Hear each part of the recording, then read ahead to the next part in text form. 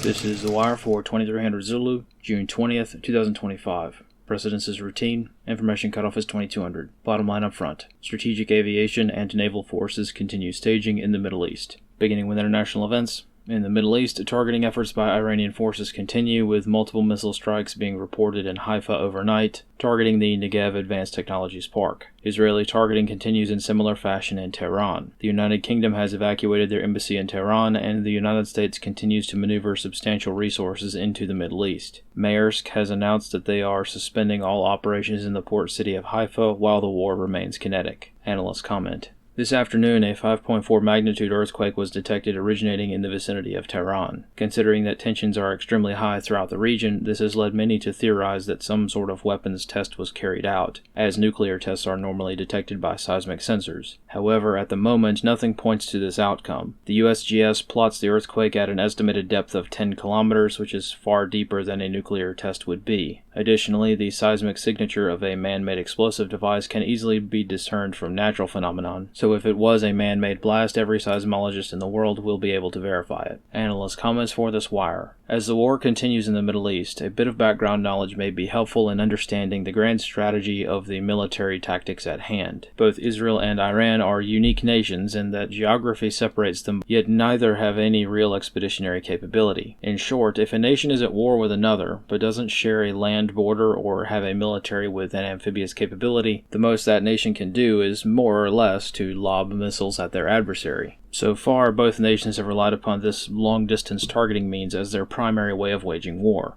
Iran launches missiles and the Israelis drop bombs. However, Israeli military doctrine is heavily reliant upon deception and subterfuge in order to project influence even within the nations they are at war with. Right now, it is becoming more clear that Israeli special forces are able to operate on the ground within Iran, in many cases with impunity. Israel was able to create a quote-unquote drone base in the desert from which their initial attacks were launched within Iran itself, echoing Ukraine's sneak attack in Russia. Similarly, Iranian forces have discovered several instances of equipment in place on the ground very close to sensitive sites. Overnight, the Iranians discovered a remotely controlled anti-tank guided missile or ATGM launcher emplaced outside Tehran, in addition to a small truck that was laden with drones, again exactly as was used by Ukraine recently. Several propaganda videos of strikes in Iran have raised questions as to exactly how the footage was taken. For example, Israeli forces released the footage of the strikes on the Arak heavy water facility, footage which appears to have been filmed from an elevated position on the ground, not from a drone as one might expect. This will be important to consider as American involvement appears to be looming. In less than 2 months, large-scale sneak attacks via drones and asymmetric warfare tactics have become normalized in 2 major conflicts. This is not a threat that is years away. This threat has gone from the drawing board to operationally proven twice in just a few weeks. This concludes The Wire for 2300 Zulu, June 20th, 2025.